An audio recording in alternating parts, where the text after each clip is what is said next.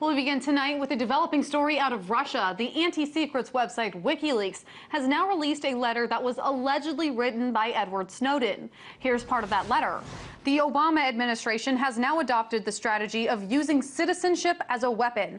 Although I am convicted of nothing, it has unilaterally revoked my passport, leaving me a stateless person. Without any judicial order, the administration now seeks to stop me exercising a basic right, a right that belongs to everybody, the right to seek asylum. Meanwhile, earlier today, we found out that an anonymous Russian official told the LA Times that Snowden has now filed for asylum in no fewer than 15 countries. For reaction on the letter and the latest in the Snowden saga, I was joined earlier by RT political commentator Sam Sachs and Abby Martin, host of Breaking the Set. And I started off by asking Sam if there was any proof that this letter was in fact genuine. Take a look. Well, it seems like it is. Reuters is coming out with another corresponding statement that Snowden sent to the Ecuadorian embassy. WikiLeaks has been the point person for Snowden since he left Hong Kong. I mean, we found out he was heading to Moscow with plans to seek asylum elsewhere through statements made by WikiLeaks. So I don't think it's strange that WikiLeaks is releasing his statement now about this. And I think it's about time that Snowden does make a statement. I mean, there have been a lot of questions as to what exactly is going on over the last 8 days, whether or not this was the plan all along was to take a flight from Hong Kong to Moscow and then just kind of wait there and find out where you're going to go, or whether there was some plan ahead of time. So a lot of people wanted to hear from Snowden. Julian Assange has come out and said that he's okay. So now we have Snowden's own words kind of saying he's okay. And Abby, I want to turn to you. This letter obviously just came out a very short time ago. What are your initial reactions from reading through it? It's just really sad. It's a tragic state of affairs. I mean, here's Edward Snowden saying, I can't go anywhere because my own country has made me a stateless person.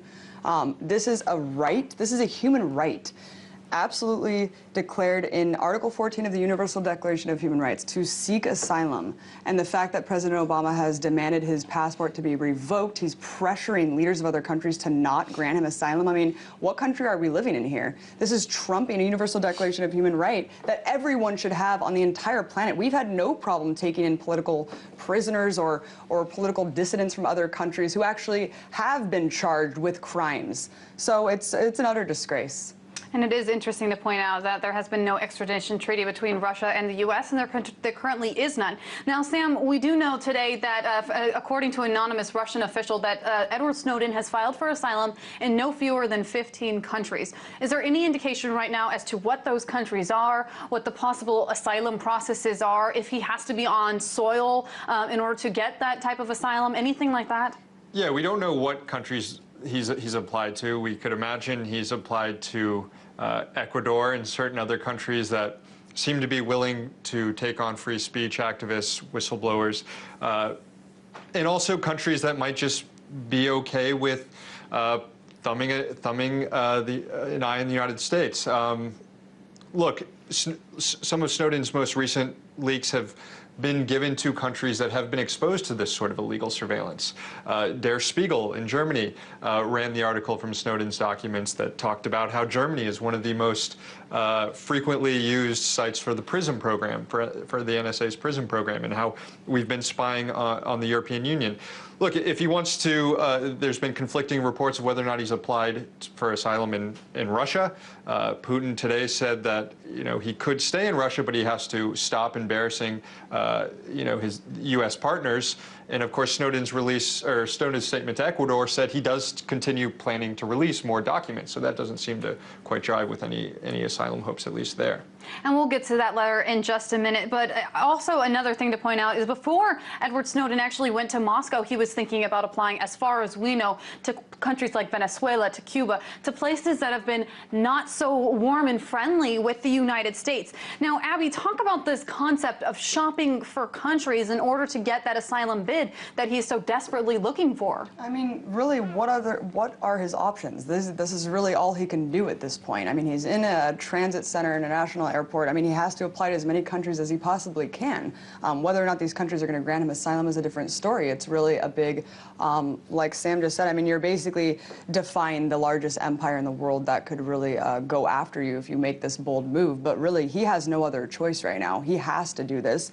And I don't know. I mean, his options look bleak right now, but I would shop for countries if I were him. I'd shop for as many countries as I could. And to be honest, the United States has, yes, they've done all, repealing his passport, pressuring other countries to deny him asylum, but the United States has complicated their own efforts to try and get Snowden by charging him with espionage. A lot of these extradition treaties that countries like Ecuador and Venezuela and other countries have with the United States include crimes that would be appropriate for extradition, but espionage is not on there. That's considered a political crime, and that doesn't jive with a lot of these extradition treaties. So what the United States is asking these countries to make sure they hand over Snowden, they probably shouldn't be charging him with things that the country would be more reluctant to hand him over with.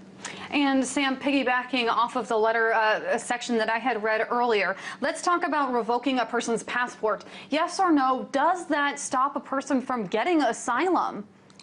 I mean, it makes it almost impossible for him to travel anywhere, but there's no Interpol warrant out, so he can pretty much go places where he trusts. And he mentioned that in his statement, that by flying to Moscow and knowing what was going on, he was basically putting a lot of faith in a lot of strangers to protect him.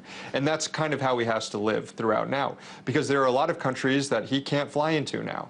And I mean, who knows how much longer he will be given this sort of temporary asylum in countries like Russia or Ecuador or Cuba. And Abby, I want to read another part of the letter. It says, quote, "In the end, the Obama administration is not afraid of whistleblowers like me, Bradley Manning, or Thomas Drake. We are stateless, imprisoned, or powerless. No, the Obama administration is afraid of you. It is afraid of an informed, angry public demanding the constitutional government it was promised, and it should be." Abby, your thoughts? Well, it's obvious to anyone who looks into this program, the insane spying grid that Snowden has shed some light on, that this is not about terrorism. This is about keeping all of the citizens in this country in a giant data mining grid to control us and to keep tabs on us. I mean, the needle in a haystack theory has already been debunked by this government, who have said in internal documents that it's actually deterred them from catching terrorists, from learning about warnings about the Tsarnaev brothers, etc. So you cannot say that expanding surveillance will actually be better to catch terrorists. No, this is about controlling society, keeping everyone under the thumb of the government, tracking everyone, keeping everyone into a chilling effect in an already ice-cold environment for dissent and political dissidents. And it's about making an example out of Snowden. And that's what Snowden's referring to in his statement. This idea, such harsh charges, they've also been used against Bradley Manning, they've been used against Thomas Drake, John Kiriakou. It's not to punish these people, but it's to make people after them afraid. And so far it hasn't worked, because whatever's been done to Thomas Drake didn't stop Bradley Manning, which didn't stop now Edward Snowden. Very interesting. We also know that Edward Snowden allegedly sent out a letter to Ecuador thanking them for helping him get into Moscow, also saying that he wanted to be free because he wants to have the ability to release documents in the future. Breaking the Set host Abby Martin and Sam Sachs, political commentator, thank you so much for weighing in. Thanks, Megan.